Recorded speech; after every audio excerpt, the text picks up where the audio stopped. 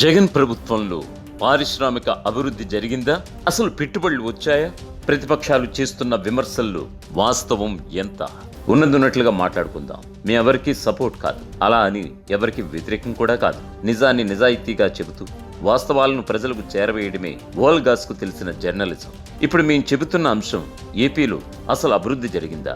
ఏమైనా పరిశ్రమలు వచ్చాయా? వస్తే ఎంతమందికి ఉపాధి లభించింది? ఎన్ని కోట్లు రాష్ట్రానికి ఇన్వెస్ట్మెంట్ ద్వారా వచ్చాయి? ఇండస్ట్రీస్ వచ్చాయని వైఎస్ఆర్సీపీ, రాలేదని టీడీపీ చేస్తున్న వాదనలు రియాలిటీ ఎంత? ఇప్పుడు ఒకసారి చూద్దాం.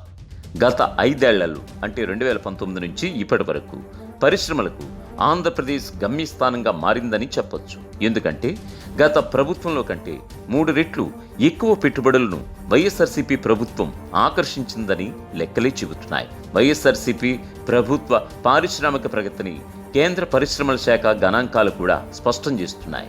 అయితే ఒక నిమిషం టీడీపీ గురించి కూడా చెప్పుకుందాం. చంద్రబాబు హయాంలో అనంతపురానికి మైక్రోసాఫ్ట్ వచ్చేసింది. హైపర్ లూప్ టెక్నాలజీతో గంటలు అమరావతి నుంచి విశాఖకు వెళ్ళిపోవచ్చు.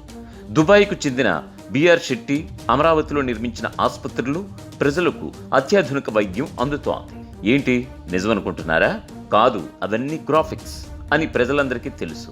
కానీ ఇప్పటికీ ఏపీలో ఎల్లో మీడియా ఇదే నిజమని ప్రచారం చేస్తోంది.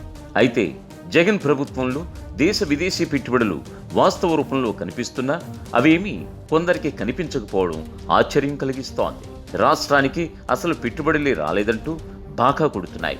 మరి గ్రౌండ్ రియాలిటీ రిపోర్ట్ ఏం చెబుతుందో అది కూడా ఒకసారి చూద్దాం. కోవిడ్ కాలంలో కూడా విదేశీ పెట్టుబడులను ఆకర్షించడంలోనే కాదు, వాస్తవ రూపంలోకి తీసుకురావడంలో ఆంధ్రప్రదేశ్ ముందుంది.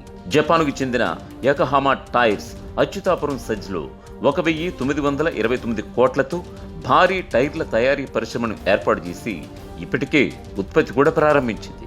అలాగే జర్మనీకి చెందిన ఎలక్ట్రిక్ బస్సుల తయారీ సంస్థ పెప్పర్ మోషన్ చిత్తూరు జిల్లా పలమనేరు వద్ద 4,640 కోట్లతో యూనిట్ కూడా ఏర్పాటు చేస్తోంది.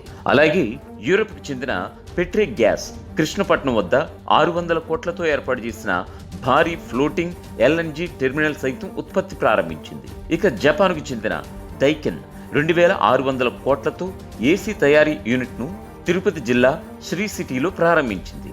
వీటితో పాటు టోరే ఫార్మా కూడా అక్కడే 1000 కోట్ల పెట్టుబడులను వాస్తవ రూపంలోకి తీసుకొచ్చింది. క్యాడ్బరీస్ చాక్లెట్స్ మాండలీజ్ కూడా 1,600 కోట్లతో భారీగా విస్తరిస్తోంది.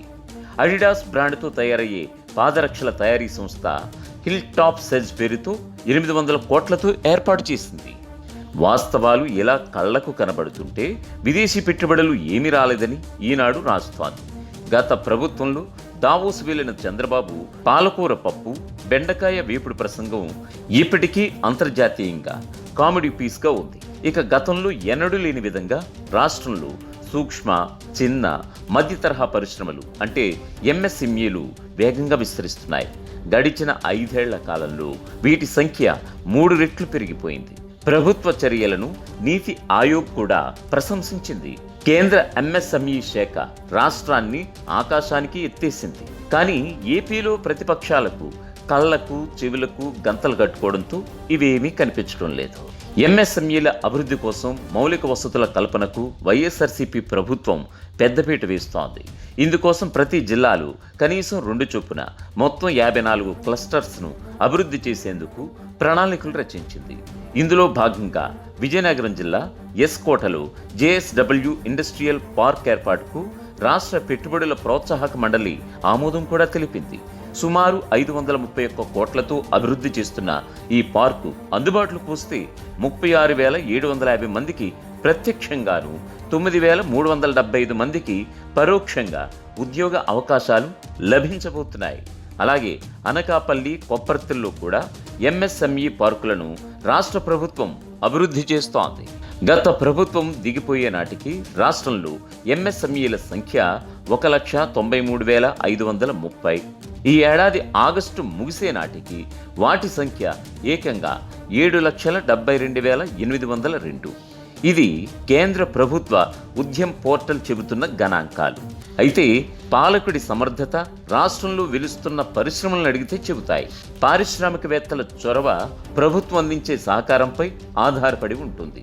వీటికి తోడు విశాఖ GIS సదస్సులో 13,11,000 కోట్ల పెట్టుబడులతో పరిశ్రమల స్థాపనకు రంగం సిద్ధమైంది. ఇందులో భాగంగా అనకాపల్లి వద్ద 1.10 లక్షల కోట్లతో హైడ్రోజన్ పార్క్, రామాయంపట్నం వద్ద 43,000 కోట్లతో సోలార్ మాడ్యూల్స్ తయారీ యూనిట్, సిమెంట్ దిగ్గజ సంస్థలు UltraTech, India Cements, Ramco, ACC, Shree Cements, Aditya Birla group, Grasim, Birla Carbon, Birla Garments, Hindalco aluminium యూనిట్లు ఇప్పుడే కార్యరూపం దాలుస్తున్నాయి. భవిష్యత్తులో మరిన్ని పెట్టుబడులకు అంబానీ, అదానీ, టాటా, బిర్లా, మిట్టల్, జిందాల్, బంగర్, బజాంకా, ఒబరాయ్, దాల్మియా, సింఘీ వంటి పారిశ్రామిక దిగ్గజాలు రాష్ట్రంలో పెట్టుబడులు పెట్టేందుకు సిద్ధమవుతున్నారు. అంతేకాదు కొత్తగా 4 seaports, 10 fishing harbours, 6 fish landing సెంటర్లు కూడా నిర్మిస్తున్నారు. వీటి తర్వాత రాష్ట్రానికి మరిన్ని పెట్టుబడులు క్యూ కడతాయి అనడంలో అతిశయోక్తి లేనేలేదు. For more interesting updates, do like, share and subscribe to Volga News.